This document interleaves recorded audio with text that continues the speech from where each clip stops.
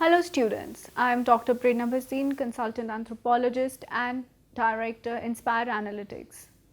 We are going to talk about fieldwork tradition and anthropology as a module today.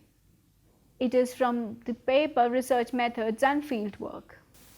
The learning outcomes for the present day would be to understand about the fieldwork in anthropology along with its history.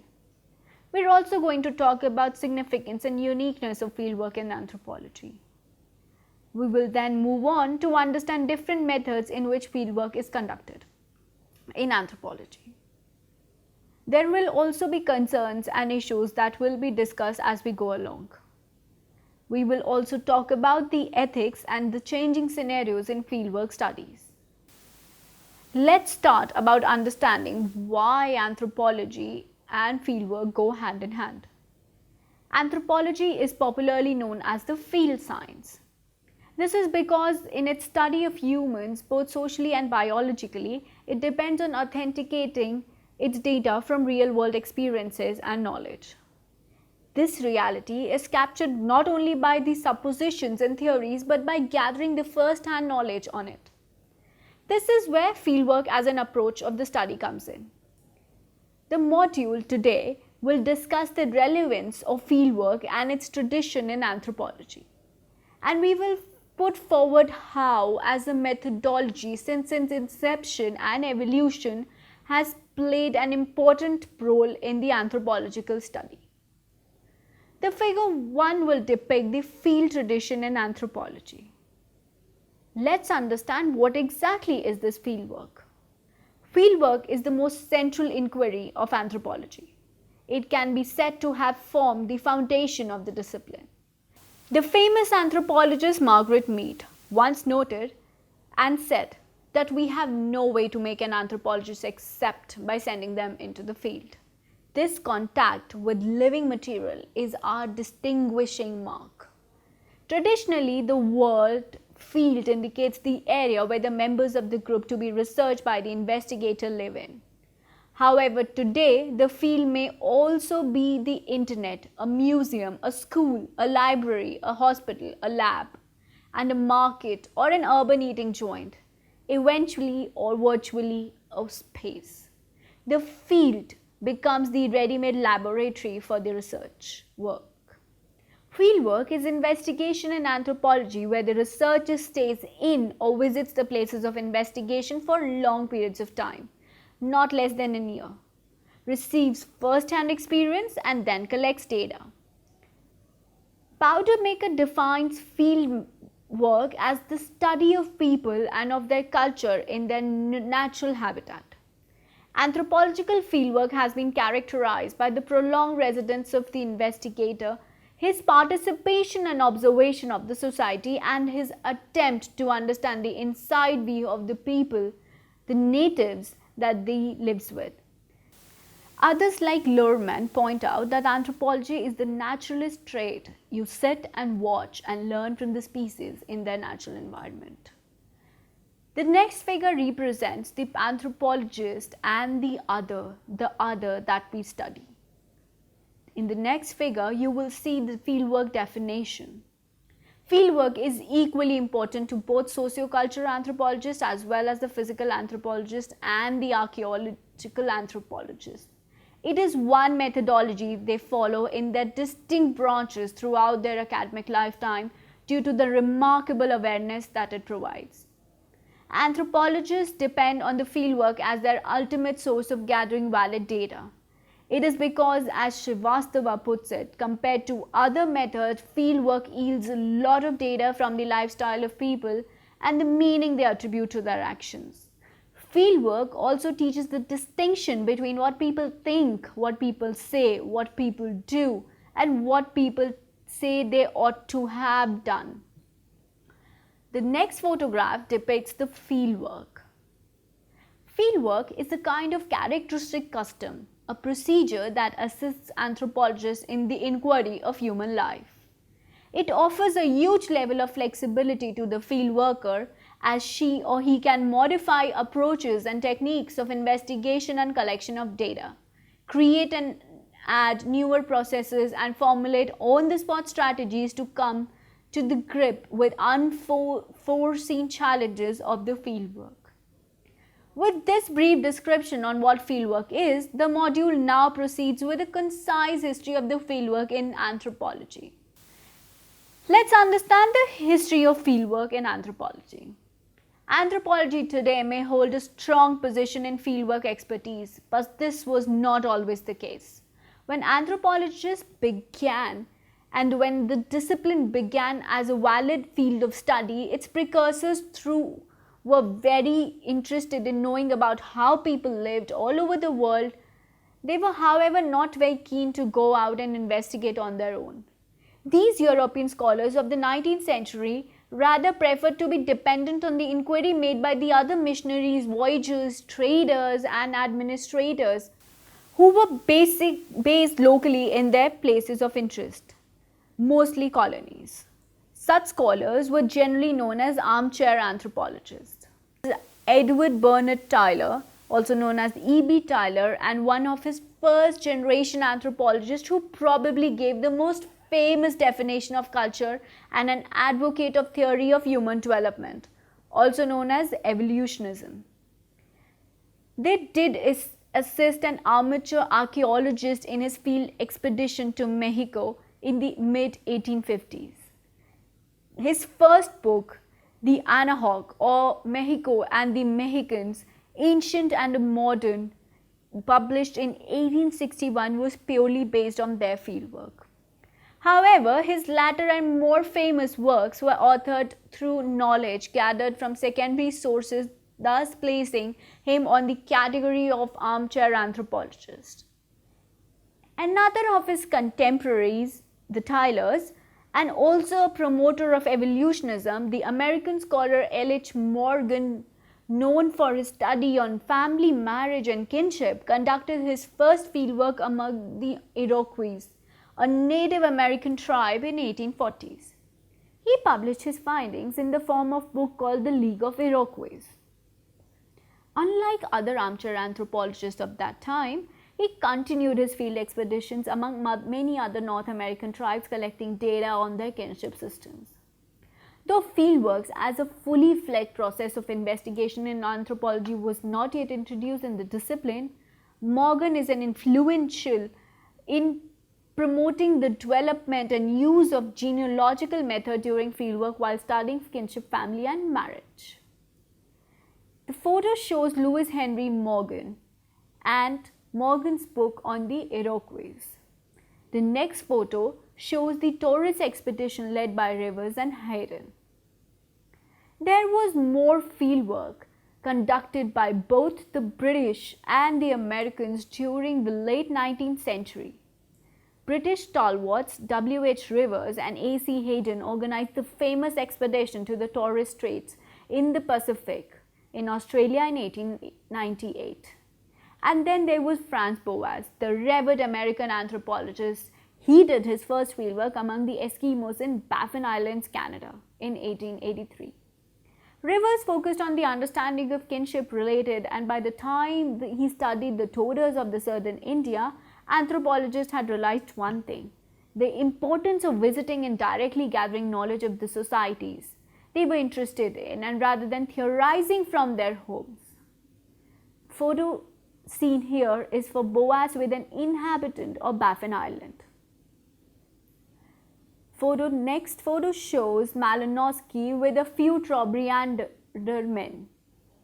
Boas popularly is known as the father of American anthropology, and he strongly denounced the half-baked generalizations propagated by early 19th century anthropologists based on their scanty data made available through others. For Boas to theorize, one had to be dependent on proper ethnographic data collected by the first-hand basis. Boas vehemently believed that all fields of anthropology had to be investigated in order to procure accurate data and to provide a viewpoint. This thought of his permitted him to reconstruct the history of the growth of ideas with much greater accuracy than the generalizations of a comparative method. Boas thus introduced new ways of doing fieldwork in anthropology, where he emphasized on ethnographic fieldwork, cultural relativism, and participant observation method. Now, his cultural relativism brought in new sides to the study of anthropology, as the emphasis shifted from the reasoning of the investigating anthropologist to the perception and interpretation of the respondent of the culture that was being investigated. This was to do away with objective notions of one society being claimed over superior than the another, or more better or correcter than the other. The figure depicts Kula Ring map as it shows with the Malinowski's famous book that it was taken from. This historical narrative would not be complete without mentioning the significant contribution of Bronislaw Malinowski. He was a Polish anthropologist to the fieldwork and the development of British social anthropology. He pioneered it. Malinowski changed the way fieldwork was conducted in anthropological investigation. His published works based on his experiences with the Trobriand Island of Papua New Guinea enlightened the anthropological fraternity and others on how culture, society and its people were to be researched coherently. He mainly stressed on the following while doing his fieldwork: an intensive ethnographic fieldwork, participant observation, and communicating in the local language. The first two are similar to what Boas had proposed, with slight variance in them. Malinowski pointed out the importance of building rapport, staying for a long period of time for about an year or two, and getting to know the society being studied as convincingly as possible. To guide in this participant observation, denoting the involvement of an investigator in day-to-day events and dealing is a must. Both staying with the respondents and taking part in everyday happenings would require the investigator to build a certain level of comfort and trust among the respondents and the hosts. This can be created by communicating in the local language, which Malinowski believed to be of immense assistance. Malinowski elaborates this description of the practice of Kola Ring in the celebrated Argonauts of the Western Pacific, but that he published in 1922 with use of his prescribed fieldwork method still remains the hallmark of the ethnographic investigation. The next photo shows Alice Clues Parson and the next one with Margaret Mead and the Samoan girls. Women's entry into anthropology's fieldwork once a male-dominated space happened before the World War I, with Alice Clues Parson, one of the few women of her time who did fieldwork in the American Southwest in 1910. It was gradually held that women have access to women respondent lives, a point which was advocated by E.B. Tyler in the 19th century itself, who suggested that wives should assist their husbands for fieldwork to assist in such areas. Boas too advocated this sentiment as he believed that women had access to areas of social life that men did not have. He considered women more intuitive and skilled in interpersonal relationships and urged them to collect data on the emotional expressive sides of life. It was no surprise that the Boas students Ruth Benedict, Margaret Mead, Cora DeBuo were women who did their fieldwork in 1920s and 30s and had become the most leading anthropologists of their time. In the late 1940s, women like Mary Douglas came to the forefront doing her fieldwork in the Congo and became famous for her works on ritual purity and impurity and symbolism. These women, through their research, also brought in the notions of feminism and sexuality in their work and gave a much needed twist to the anthropology that was practiced at that time. These advances in the history of anthropology set the ground for serious fieldwork methodology and establishment anthropology into the legitimate field science. This concise historical account now leads us to understand how fieldwork as a tradition in anthropology exists. By now we have gathered quite a bit of knowledge on the importance of fieldwork and its history. Its history is so strong that it has become imperative to go to the field, live with the people under the study and take part in their everyday life while collecting data. This has become part and parcel in the training of an anthropologist. The next figure shows the fieldwork tradition in anthropology. The practice of fieldwork is an undeniable aspect of anthropology to understand and benefit human beings. But how do we go about conducting fieldwork in reality? In the discussion on fieldwork history, we mentioned certain methods introduced by or used by esteemed anthropologists. In fieldwork, a set methodology, methods, techniques and tools are used to assist the investigator in his or her inquiry. These field methods are anthropology's fundamental source of data.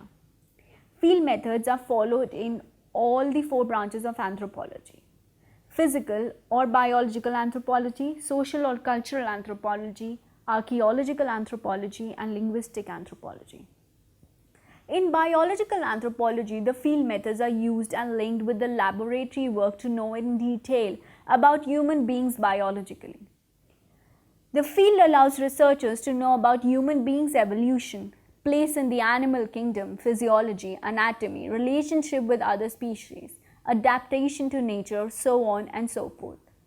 Biological anthropology takes into account, with the help of surveys, blood, hair, urine, other samples, anthropometric observations, and also by observation of primates to study humans better. To understand human beings' past, archaeological anthropology studies material culture and stratigraphy. Archaeologists in the field collect information on the past human ways of life through landscape surveys, sampling, studying artifacts and remains of body throughout excavations. In linguistic anthropology, anthropologists resort to the participant observation, interviewing, recording of sounds and speeches in the field of understanding to the significance of language, physical or symbolic, in influencing the biological, social and cultural lives of the community that they are part of. To conduct fieldwork, convincing a linguistic anthropologist must be trained and adept in the language he or she is pursuing the study in. Social anthropology uses methods like participant observation, interviews, questionnaires, focus group discussions, case studies, life histories, etc. to comprehend living human beings along with their socio-cultural institutions and beliefs and practices. What they create is called ethnography. Depending on the kind of investigation, fieldwork may be influenced by various scenarios. Method to be used in the field will depend on the topic of research, the type of research, the kind of research, the place you want to research, and all the available facilities. The 2 major ways anthropologists adapt to collect data are quantitative data and qualitative data. These methods may be used together or separately depending on the needs of the research. Now, what is quantitative data? Data that includes census, surveys, reports, archives, population studies, mapping, and also using statistical methods to analyze collected information. It is mostly utilized by biological anthropologists, though it's adequately used by experts from other branches of anthropology as well. Though social anthropologists do make use of the quantitative data method collection, their main concentration is on the qualitative data collection method. The most prominent method here, though frequently debated, is the participant observation method. The Malinowskian tradition of observation allows an anthropologist in the field to observe social life in its all complexities in variant and comprehensive ways.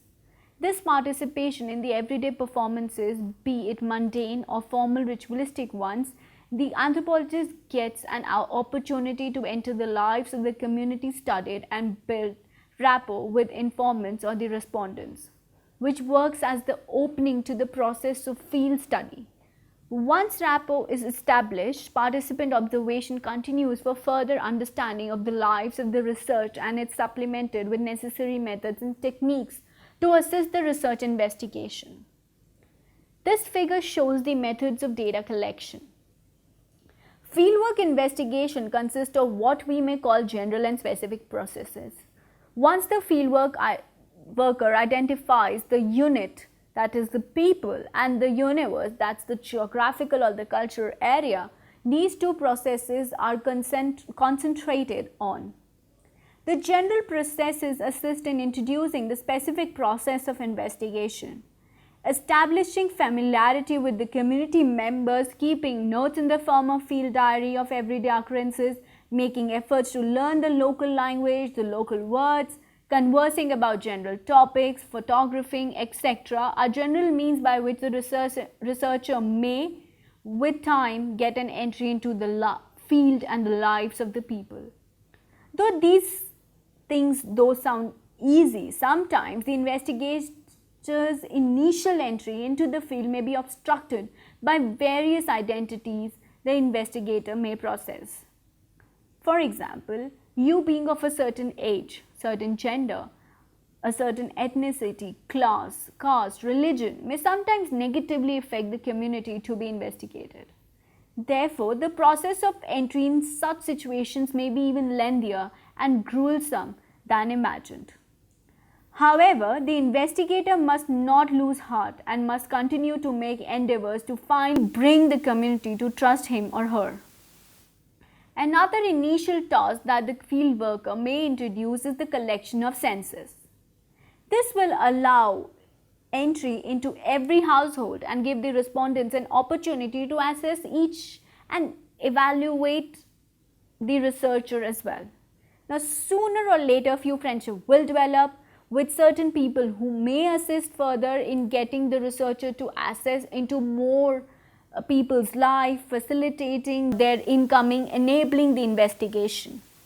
Now, fieldwork has been depicted in the next figure with the few steps. Once the general processes are concluded, the researcher may now make an attempt to introduce the specific processes. This would be, of course, it can mean that he or she should now gather knowledge of the various institutions available in the community and see how his or her topic of research may be taken forward.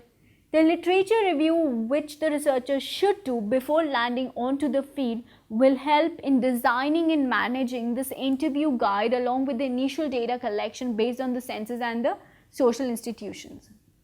The interviews may be basic questions to begin with, and once the respondent becomes comfortable with the researcher, they may be converted to precise ones dealing with the topic of research in hand. This can then lead to other ways of data collection like case studies, life histories and the like. Throughout all these, the researcher must always be respectful about the ways of life and the community and should never do anything to malign the trust that has been built. The researcher should always be ready for the unexpected in the field, and through a field guide is necessary to assist him or her on the field. One has to be alert enough to make beneficial decisions for oneself on the field as well, which would not affect the field or the people adversely. Fieldwork is guided by various theories from the old ones to the new ones depending on the kind of study that's being formulated. These theories help in supervising the researcher to reach his or her goal of the topic or theme attempted to be studied. These theories may be tested with the use of hypotheses if need be. It is often a mix of pragmatic and philosophical ideas. In qualitative research especially, social reality is studied from various perspectives. However, anthropology in its earlier days was highly influenced by the following of the positivist approach known as positivism. This approach is based on natural science and slowly promoted quantitative research with objectivity and distance from the respondents were the main components. This attempt was to create a scientific response to the investigation. But with time, following Franz Boas, the prominent anthropologists in the 1970s and 1980s like Clifford Geertz, George Marquis and Paul Rabinow denounced the objective analysis advocated by the likes of Malinowski and introduced subjective analysis with the emphasis on self-reflexivity.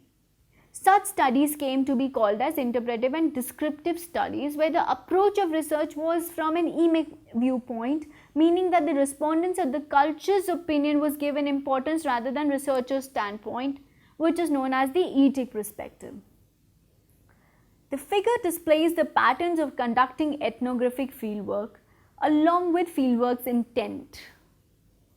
Anthropological research and fieldwork has come a long way from what it was in the beginning. However, the intent remains the same. Fieldwork assists in creating or learning of knowledge which may bring about an understanding of lives we live. Once data is collected, the findings are then analyzed and are reported, or thesis is built in order to put forward the conclusions that were inferred. Though the above descriptions of the fieldwork sound intriguing and without any complications, yet it is not always the case. The most apparent concern that may be faced while doing fieldwork is the concern of the ethics.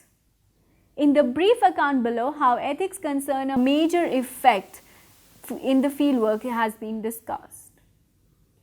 Researchers frequently face ethical dilemmas while conducting fieldwork.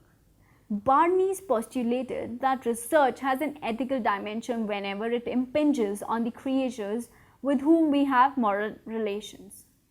Ethical issues can crop up the moment a researcher decides on a topic. The topic might be controversial for the people who are not to be studied, and they may not have been given consent for the exploration of their space. Ethical predicaments may arise when there are disputes and tensions related to an opposite reaction to any situation which has to be with the researcher, respondents, or the findings and its production. Figure 9 represents the ethics in fieldwork. It is the researcher who attempts to enter the place to investigate, the people to study, and while doing so lives, relationships, equations are all placed under the risk of being known by him or her or by their world too. For the field worker, the intentions are only academic, intellectual and professional thoughts to be offered to the world, but not for the population that is being studied. The impact of such activities may be high. Ethics and ethical solutions hence need to be brought in while conducting fieldwork. Ethics need to be viewed subjectively, as not only it is difficult to identify ethical norms, but it is equally difficult to employ them, as different situations may bring out different ethical problems. A framework to help resolve some basic ethical issues is to be noted. The first thing that you need to keep in mind is confidentiality. The researcher, as the taker of information from the field, must be cautious of his or her position. He or she should take the utmost care of his or her behavior in the field and also in the final representation of the report. The next thing that you need to know about is the consent. The researcher needs to take consent from the respondents before probing into their life. It is actually seen that if you take consent, the confidentiality component of the study actually rises. The next thing that you need to understand is the utility. Most of the times, the respondents pour out information expansively without expecting anything in return from the researcher. It becomes the moral responsibility of the researcher to utilize this information in a way which is productive to his or her work, and at the same time, if possible, to be accessible and beneficial to the respondent community. The aid and the help of the community's betterment should always be thought about by the researcher. You also need to understand that knowledge and its transmission has to be taken care of while you're designing a study.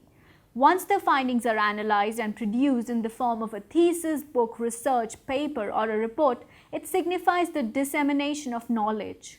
How this is done is an important ethical concern. These are some fundamental challenges to be kept in mind by the researcher in terms of moral responsibility while in the field. Let's understand how fieldwork has changed over time and how does it look today. Today, anthropological fieldwork has come a long way in terms of the kind of investigation conducted. The areas of research have become manifold. With varied transformations taking place in the globalized world, we find that along with the conventional areas of fieldwork, the spaces where research and fieldwork are done have evolved over time. Fieldwork is no longer only conducted in remote populations but also in the urban settings, and at times one's own native places, either urban or rural. Topics of research are such today that the fieldwork may be conducted in government and legal spaces to know about policies and laws and also assist government bodies in the formulation of new ones. We here showed the fieldwork as it happens today. Fieldwork is also done in communities only so that reformation in their structure may be brought about with the help of government and civil bodies. Anthropological fieldwork now not only concentrates on environmental changes and how they affect human lives, but also at the same time researches media and how it influences the way humans act in their social life. The internet on the new media has also become a much sought after area of investigation, as it is too seen as a space exhibiting culture, a space which allows social interaction of the virtual kind. Internet research, or virtual ethnography as it is commonly called, is a challenging space as it offers mixed practices, meanings and identities where what is real or surreal is hard to decipher. Context may have evolved to give way to very novel ways of doing fieldwork, but its essence remains the same. The purpose of fieldwork that anthropology advocates remains unchanged, and it is this unique way of knowing and learning that is the hallmark of the anthropology that is also known as the field science. Thank you.